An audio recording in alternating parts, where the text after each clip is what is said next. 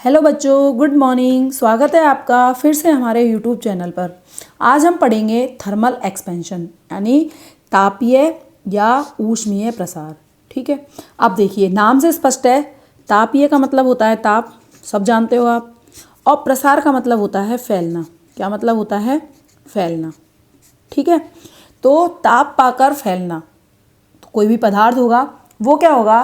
ताप पाकर फैलेगा। इसका मतलब जब किसी पदार्थ को गर्म किया जाएगा, क्या करेंगे हम?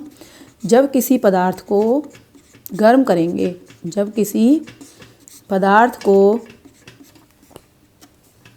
गर्म करते हैं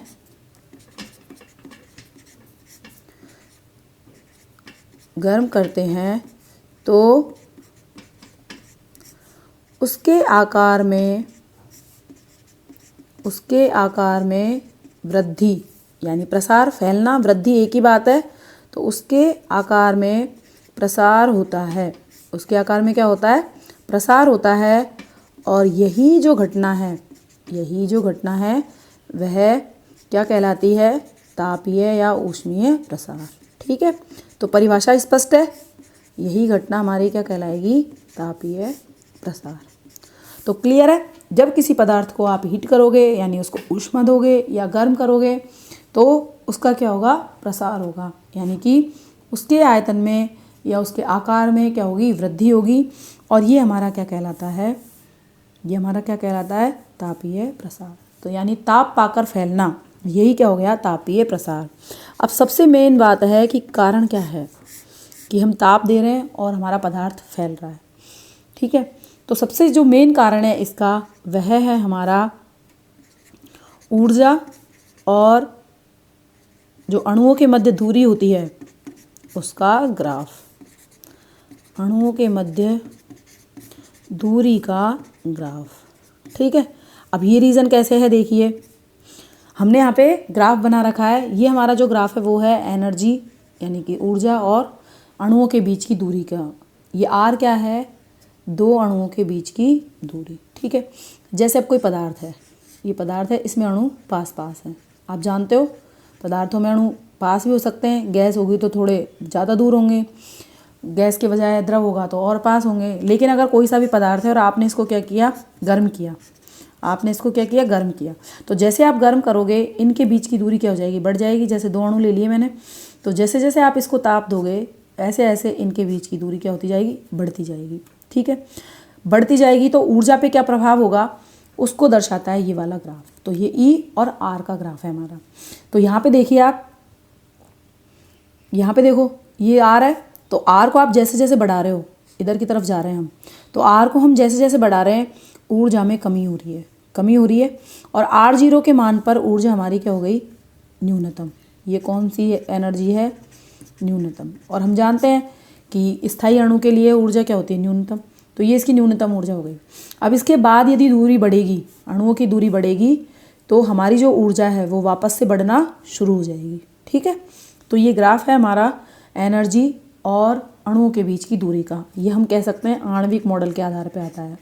अणुओं के जो विभिन्न मॉडल प्रस्तुत किए गए थे वो आप केमिस्ट्री में पढ़ोगे, उसके आधार पर ही हमारा ग्राफ आया है।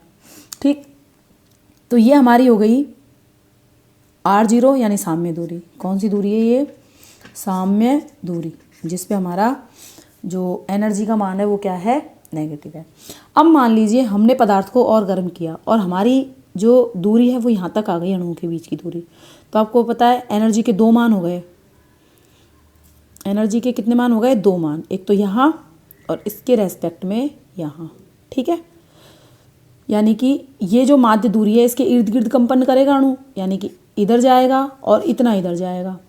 अब देखो इस मध्य दूरी से इधर तो आ रहा है कम, यानी कि अंदर पास में तो आ रहा है कम, और दूर जा रहा है ज़्यादा जा रहा है। अगर आप इसका औसत निकालोगे तो इससे तो ज़्यादा ही आएगा, ज़्यादा आएगा ना। इसका मतलब यदि आपने दो अणुओं को गर्म किया, दो अणु हैं, तो ये पास में भी आएंगे और दूर भी जाएंगे। तो इनका जो दूर जाना है वो ज़्यादा होगा बजाय पास आने के। भाई मान लो 5 मीटर दूर जा रहे हैं और 2 मीटर पास आ रहे हैं, तो टोटल कितना औसत निकालोगे तो कितना आएगा इसका? 3.5, यानी कि दूरी बढ़ गई पहले से। तो ऐसे ही इनका जो औसत है वो क्या आता है? यहाँ आएगा। तो ये हमारी जो साम्य दूरी है ये क्या हो जाती है, बढ़ जाती है। तो जब पदार्थ को गर्म किया जाता है तो अणुओं के बीच की साम्य दूरी बढ़ने के कारण क्या होती है, प्रसार की घटना होती है। तो इसका मेन रीज़न हो गया ये ग्राफ, और ये ग्राफ कैसा है हमारा, असममित। ये असममित ग्राफ ही इसका कारण है। अगर ये सममित होता तो ये हमारी दूरी r0 पे ही आती, यानी कि अणु फैलता और दूर जाता और पास में आता, और जब आप औसत निकालते तो वो उसकी माध्य स्थिति पे ही प्राप्त होता। लेकिन यहाँ माध्य स्थिति पे प्राप्त ना होके औसत थोड़ा दूर प्राप्त हो रहा है। जैसे मान लो ये r1 है और r2 है, तो जब आप r1 प्लस r2/2 निकालोगे तो वो r0 से दूरी ज़्यादा आएगी, लगभग यहाँ पे आएगी। ठीक, तो ध्यान रखना है कि तापीय प्रसार का कारण क्या है, ऊर्जा और अणुओं के मध्य की दूरी का असममित ग्राफ। मेन क्वेश्चन है, बहुत ही इंपॉर्टेंट है। तो ध्यान रखेंगे कि प्रसार का कारण क्या है। ठीक है, अब आप जानते हो कि हमने 3 तरह के पदार्थ पढ़ रखे हैं। एक पढ़े हमने ठोस, दूसरे पढ़े हमने द्रव, और तीसरे पढ़े हमने गैस। आपको पता है ठोसों में अणु बिल्कुल पास पास होते हैं, द्रव में अणु थोड़े दूर दूर होते हैं, और गैसों में अणु बहुत दूर दूर होते हैं, यानी कि इनके मध्य अंतराण्विक बल क्या होता है, सबसे कम। अंतराण्विक बल सबसे कम F। ठीक है, और इसमें होता है हमारा सबसे ज़्यादा। तो इसलिए जो अणु हैं ठोसों में वो क्या होते हैं, पास पास। तो जब गर्म किया जाता है तो तीनों में ही प्रसार होता है, ठोस में भी होता है, द्रव में भी होता है, और गैसों में भी होता है। किसमें, तीनों में ही प्रसार होता है। ठीक है, अब देखिए ठोस में आपको पता है आकार और आयतन निश्चित होता है। जैसे मैंने कोई आकृति बना दी तो इसकी लंबाई चौड़ाई ऊंचाई होगी, यानी आकार फिक्स होगा। द्रव में क्या होगा, आपको पता है आकार फिक्स नहीं होता है, जिस बर्तन में आप डालते हो वैसा ही हो जाता है, और गैस में तो बिल्कुल भी नहीं होता। तो ठोस में तो जब आप ताप में वृद्धि करोगे तो इसकी तो लंबाई में, क्षेत्रफल में या आयतन, तीनों में परिवर्तन हो सकता है, जबकि द्रव और गैस में केवल किस में परिवर्तन होगा, आयतन। ठीक है, क्या कह रहे हैं हम, ठोस के लिए तो लंबाई, क्षेत्रफल और आयतन, इन तीनों में परिवर्तन हो सकता है, और द्रव और गैस में केवल आयतन में परिवर्तन होगा। जैसे ये छड़ है, इसकी लंबाई मान लो L है, तो जब आप गर्म करोगे तो लंबाई में परिवर्तन होगा। ठीक, दूसरा मैंने कोई द्विविमीय आकृति ले ली, ठीक है, आपने इसको गर्म किया तो इसके क्षेत्रफल में परिवर्तन होगा। इसके अलावा तीसरी मैंने कोई आयतन ले लिया, यानी घन ले लिया, जब आप इसको गर्म करोगे तो इसके आयतन में परिवर्तन होगा। इस तरह से ठोस में तो लंबाई, क्षेत्रफल और आयतन तीनों चीज़ें बदलती हैं, जबकि द्रव और गैस में केवल और केवल आयतन में परिवर्तन होता है।